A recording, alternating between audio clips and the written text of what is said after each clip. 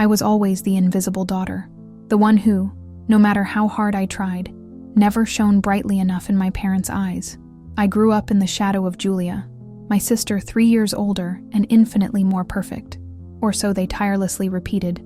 At family gatherings, during breakfast conversations, and on Sunday phone calls. Look how well Julia did in college. Julia bought a new apartment. Julia got a promotion. And me? I was just Clara, the one who tried but never quite made it. From a young age, I learned to swallow my tears when our school grades were compared. Julia, the exemplary student. Clara, the one who could try harder. I started hiding in books, creating worlds where I was the protagonist, where my voice mattered. But reality always pulled me back into my secondary role. At 34 years old, I had built a life I considered respectable. I didn't have an impressive job title or an exemplary husband to showcase at family gatherings. I had a small but cozy apartment, a job that paid the bills and gave me some satisfaction, and most importantly, I had peace, or so I thought, until I received that call from my mother. Clara, we're organizing a dinner next Saturday. It's been a while since we've gathered the whole family, and your father is eager to see you all. Her voice sounded cheerful, but I recognized that tone. It was the same one she used when trying to hide something.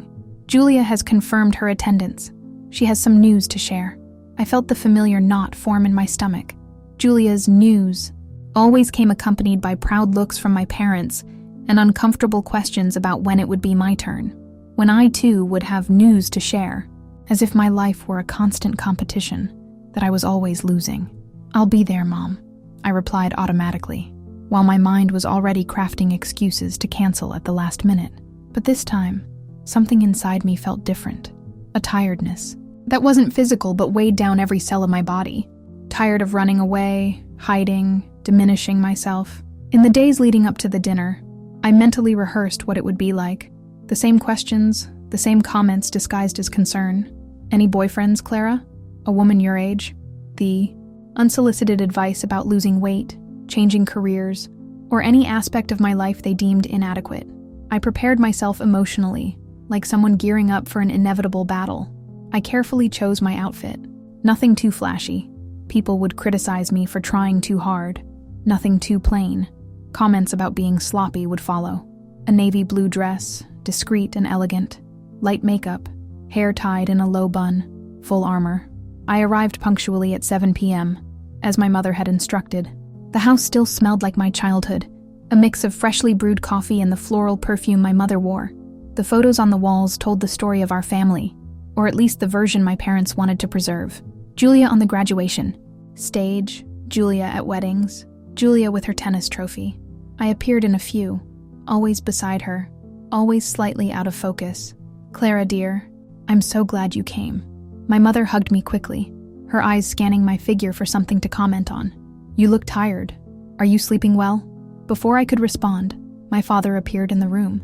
His hug was longer, more sincere. He always had a more genuine connection with me, though he rarely defended me against my mother's constant criticisms. You look beautiful, daughter. It's been a while since we've seen you around here. Work has kept me busy, I replied vaguely. The truth was, I avoided these gatherings like one avoids a contagious disease. Each family meeting left me emotionally exhausted for weeks. The sound of high heels on the stairs announced the arrival of the night's star. Julia descended with that air of someone who knows all eyes would turn to her. And indeed, they did. My mother practically ran to hug her, exclaiming how magnificent she looked, how the new haircut suited her, how radiant she seemed. Clara, I can't believe you came. Julia approached with her perfect smile and gave me 2 kisses on the cheek. The slight tone of surprise in her voice said it all. She expected me to make up an excuse like other times. Are you okay? Thank you, you too, I replied politely, trying to ignore the significant pause before the okay. A compliment that wasn't really a compliment, a specialty of my sister's. Soon the other guests arrived. Uncle Robert and his wife Marcia, my cousin Jennifer with her husband, and the newest addition to our family, Julia's boyfriend, Greg. Tall, successful, with that air of someone who has never faced a tough day in life. Perfect for her. During the first few minutes, I stayed on the periphery of conversations, a familiar and safe territory. I watched how Julia commanded everyone's attention, talking about her recent trip to Europe, her new work project, her plans with Greg. My mother drank in every word, her eyes shining with pride. My father, more reserved, smiled and nodded. The usual family dynamic unfolded like a movie I had watched dozens of times. When we sat down for dinner, I was relieved to be placed between my father and my cousin Jennifer. She had always been kind to me, perhaps because she also lived in the shadow of someone else's perfection. In her case, her older sister, who had become a renowned doctor. The conversation flowed easily among the others, while I focused on eating the lamb ragout my mother had prepared, one of my favorite dishes, I must admit. For a moment, I allowed myself to believe that the evening could pass without incident, that maybe, just maybe, I could escape the negative spotlight. "So, Clara," my Aunt Marcia began, and I felt my muscles tense automatically. "How's work? Still at the same company?" I swallowed a bite of lamb before responding. "Yes, I've been there for 5 years now. Recently got promoted to project coordinator." "Ah, that's great," she replied without real enthusiasm. "And relationships? Any interesting men on the horizon?" Before I could formulate a polite response, Julia intervened with a laugh. "Clara and men. A complicated story, aren't you, little sis?" I felt the heat rise to my neck. Julia loved reminiscing about my romantic failures at family gatherings. The 3-year relationship that ended when I discovered infidelity. The guy who disappeared after 2 months without explanation. Stories she carefully collected during the rare moments of vulnerability when I shared with her. "Actually," I began, deciding to change tactics. "I'm focusing on myself right now. Started a specialization course and have been traveling a lot. For work." "That's wonderful, Clara," my father interjected, giving me an encouraging look. "It's important to invest in yourself." "Of course it is," my mother commented, pouring more wine for Greg. "But you're 34, daughter. Time flies for a woman." "Mom," I sighed, "please don't start with this again." "She's just worried, Clara," Julia said, her tone falsely conciliatory. "We all are. We don't want you." "What do you mean?" I asked, feeling irritation grow. Julia exchanged a glance with Greg before continuing. "We don't want you to end up alone. You know, aging without a family, without someone to take care of you." "I have a family," I replied sharply. "But it's not the same thing," my mother interjected. "We want to see you happy, with someone by your side, like Julia found Greg.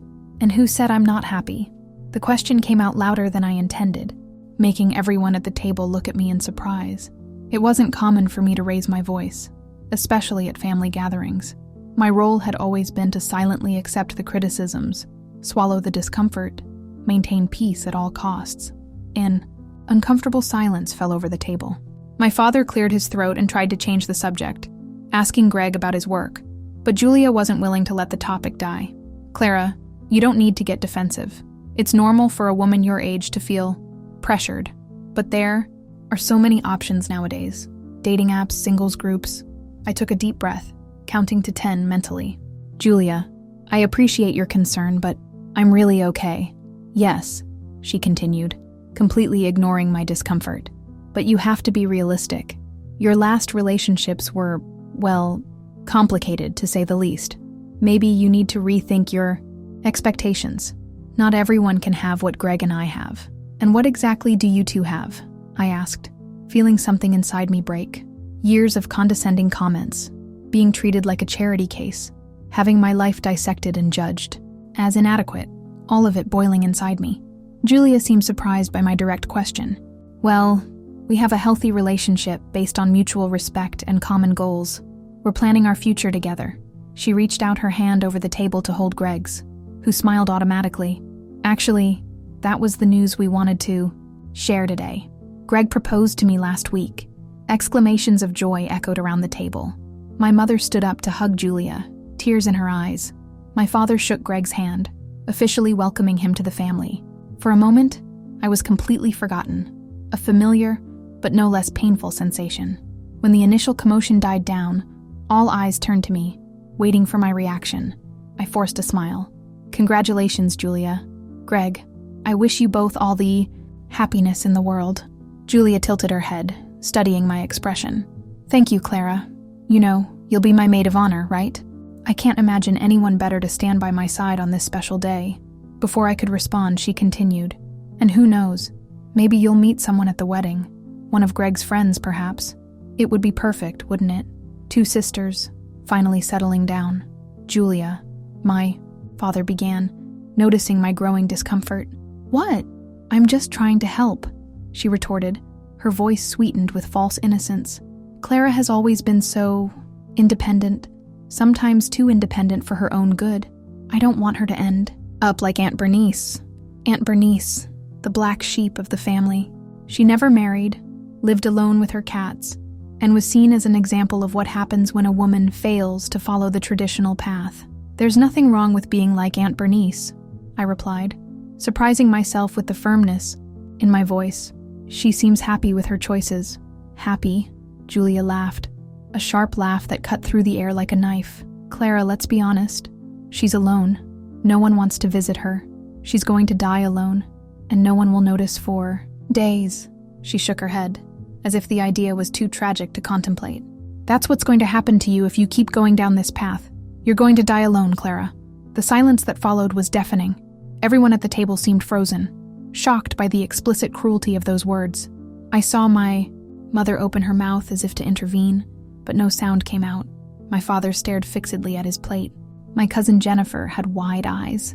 Something strange happened inside me at that moment. Instead of the familiar pain, the impulse to shrink and disappear, I felt a surprising calm, as if all the small wounds I had accumulated over the years were finally healing, not through kindness, but through the final brutality of those words. Alone? I repeated softly, my voice surprisingly steady. Julia, maybe I've learned to love myself in ways you never did. Julia blinked, clearly not expecting that response. What do you mean by that? I mean, I continued, feeling each word as a small liberation, that spending your life seeking external validation as you always did isn't freedom. It's a prison, a golden prison, but still a prison. I don't know what you're talking about, she replied, her face taking on that defensive expression I knew so well. I'm happy. I have everything I've ever wanted. Do you have? I leaned slightly over the table, keeping my eyes fixed on hers. Or, do you have what our parents always wanted for you? What society tells you should want? Have you ever stopped to ask yourself what you really desire, Julia, without anyone else's influence? My father cleared his throat uncomfortably. Clara, I don't think this is appropriate for... No, Dad, I interrupted gently. I think it's exactly the right moment.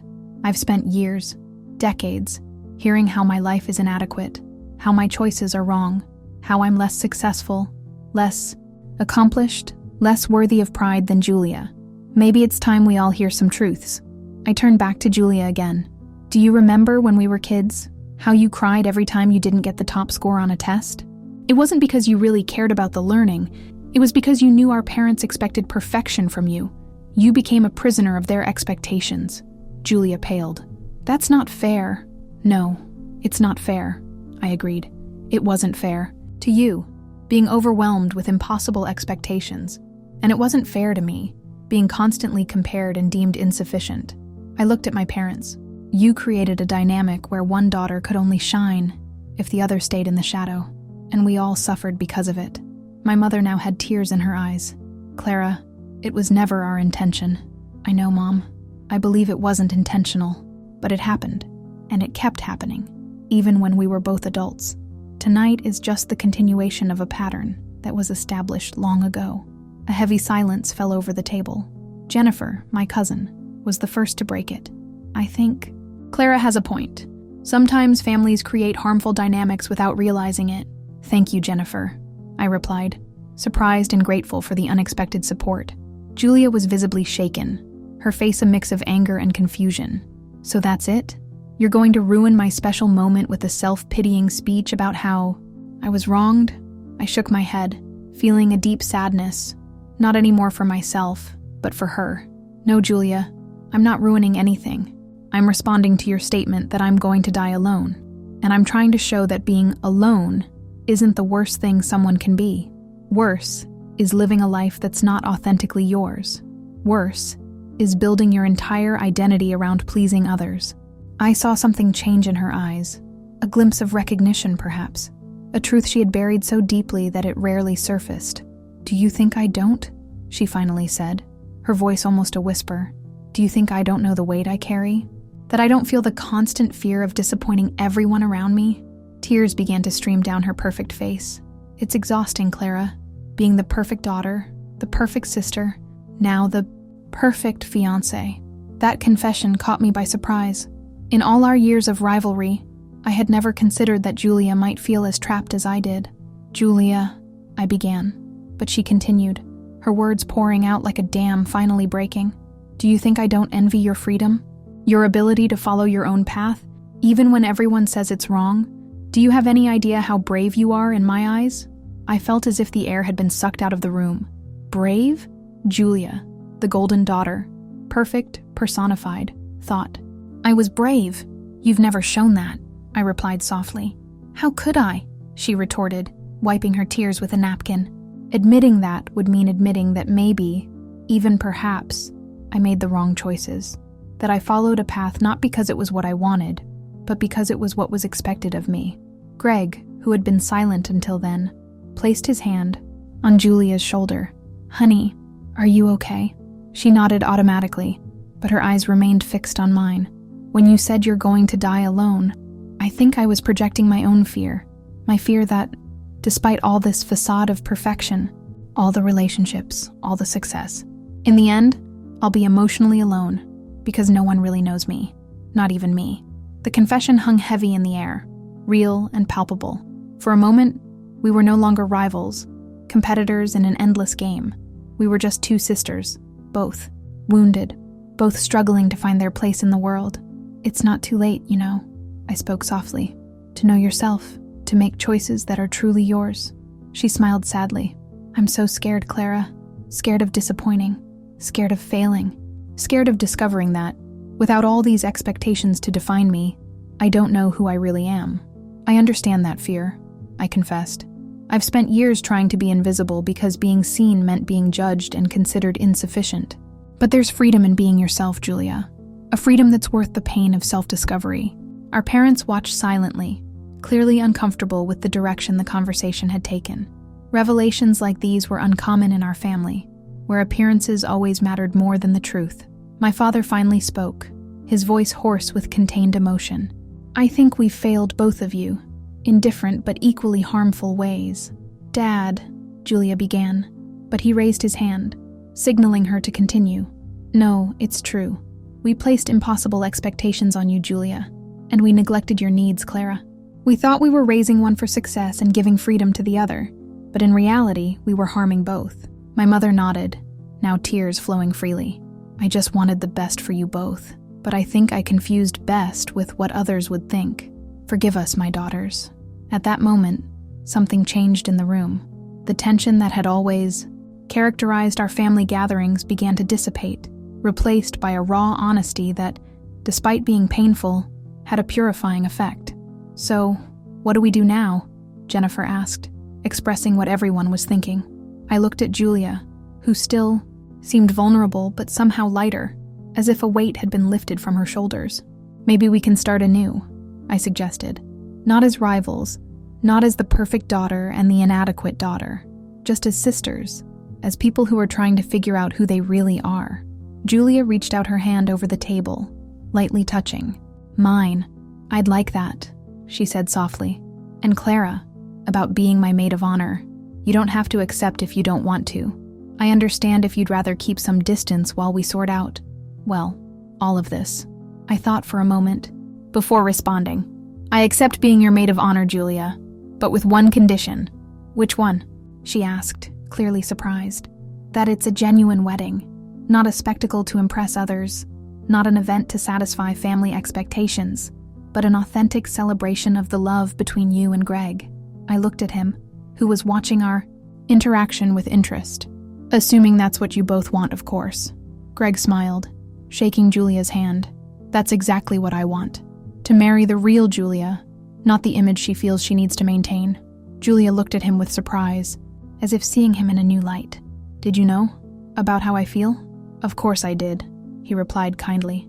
Do you think I don't notice when you're trying to be who you think you should be, instead of who you really are? Julia, I fell in love with all your sides. The competent, professional, yes, but also the woman who cries watching dog commercials, sings terribly in the shower, fears thunderstorms but never admits it. She laughed through her tears, a genuine sound we rarely heard from her. And I thought I was deceiving you so well. Never, he replied, kissing her hand. And I don't want you to try. I watched the exchange with a mix of emotions. Joy that Julia had found someone who truly saw and loved her for who she was. A twinge of envy, not for the relationship itself, but for the genuine connection. And hope. Hope that maybe this night marked the beginning of a new era in our family. An era of authenticity and acceptance. I think we need dessert after all this, my father announced, breaking the emotional moment.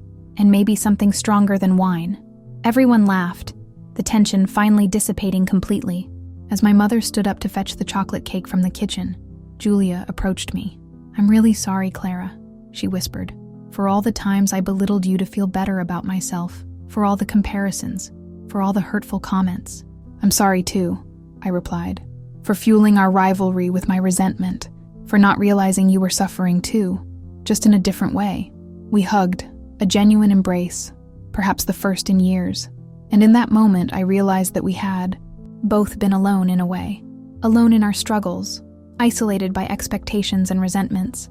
But maybe, from that night on, we could start building a bridge over the abyss that had separated us for so long. The rest of the night passed with a lightness I had never experienced at a family gathering. We talked about real things, fears, hopes, dreams we had kept hidden. My parents spoke about their own insecurities, about how the expectations of their own parents had shaped the way they raised us.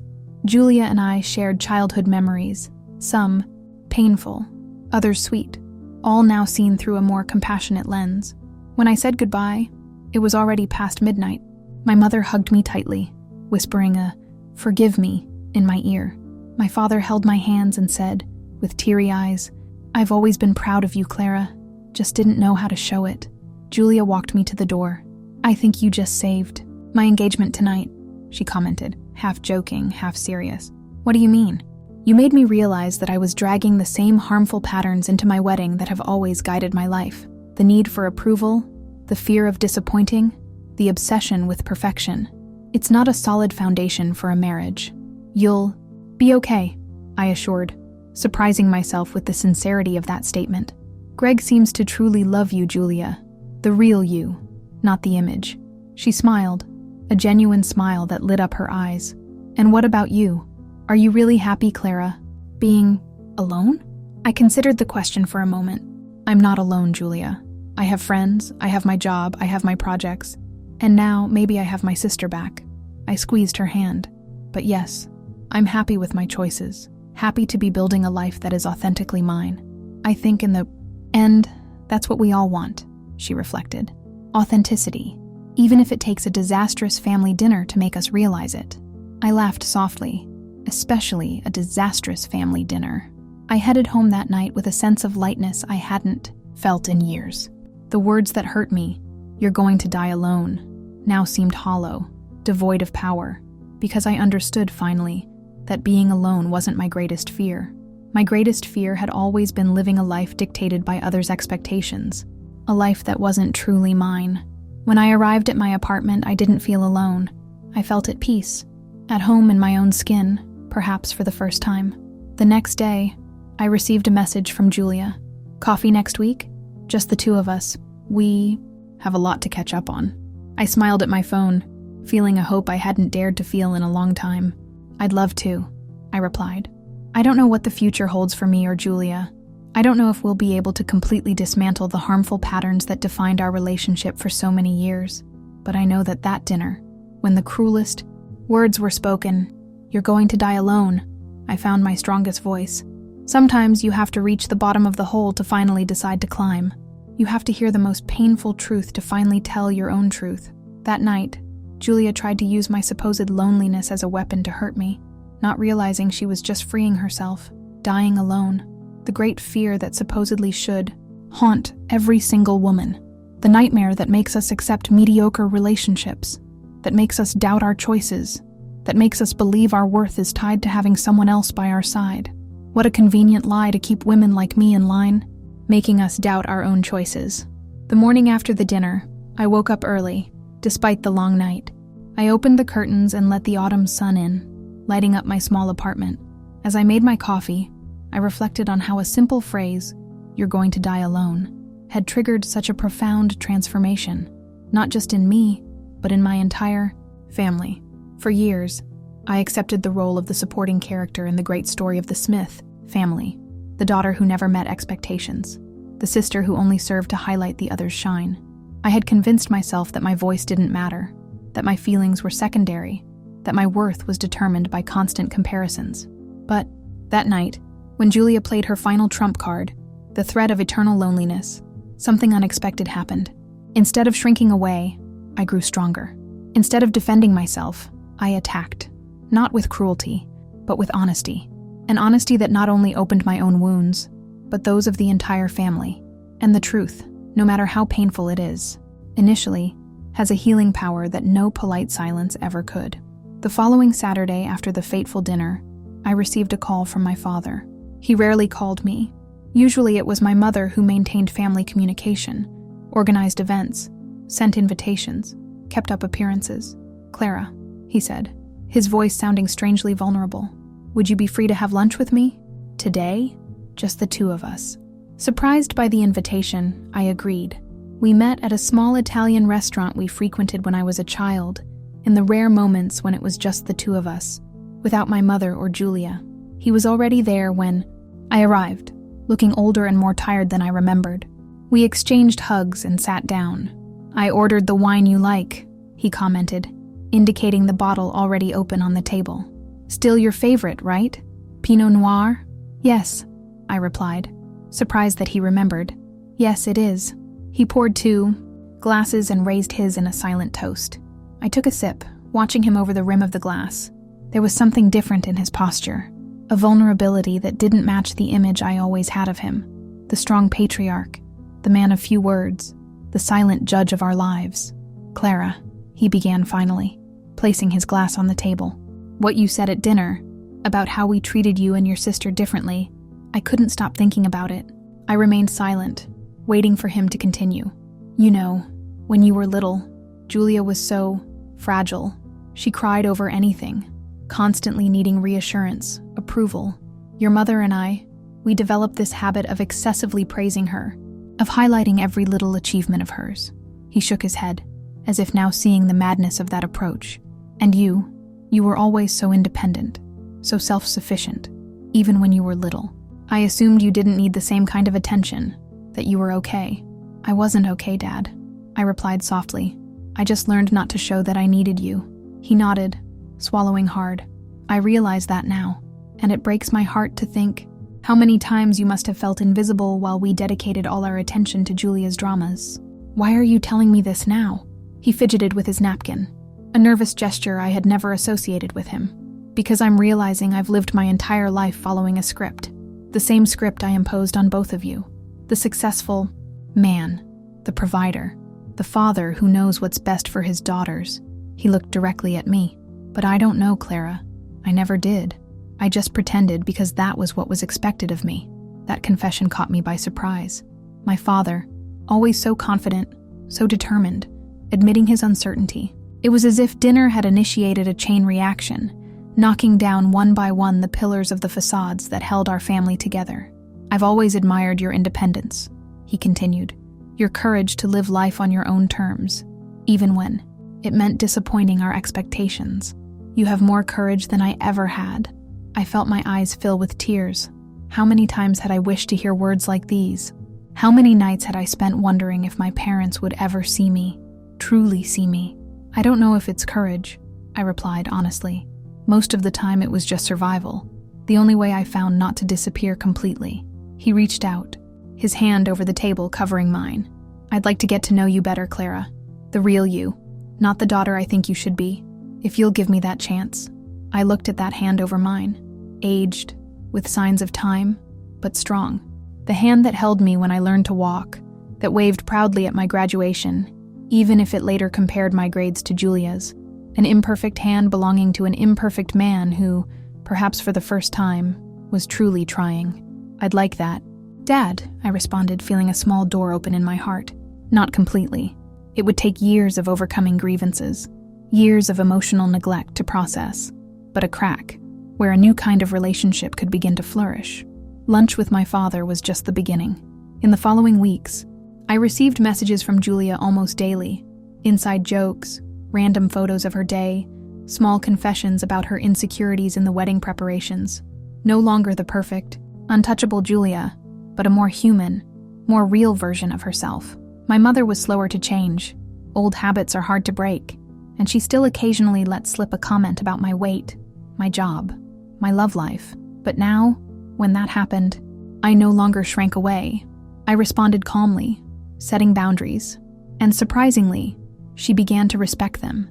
As for me, I started to realize how I had internalized the family narrative, how I had convinced myself that my worth was tied to my achievements, the relationships I could maintain, the external approval I received, how I had, in a way, become as much a prisoner as Julia, just using different chains. 3 months after the dinner, I sat in a cafe waiting for Julia for our now usual weekly meeting. She arrived late, as always, but with a different smile on her face. "Sorry I'm late," she said, sitting down hurriedly. "Had a meeting with the wedding planner." "And how was it?" I asked, pushing the cappuccino she had already ordered. "Extra cinnamon, the way she liked it." "Horrible," she replied, surprising me. "I mean, she's great, but..." Julia hesitated, distractedly stirring the foam in her coffee. "Clara, I think I don't want a big wedding." "No?" "No." She looked up, and I saw a determination in her eyes that I rarely associated with my sister, or at least not when it came to going against expectations. I talked to Greg, and we both realized we were planning the event to please others, not ourselves. Mom had almost invited the whole town.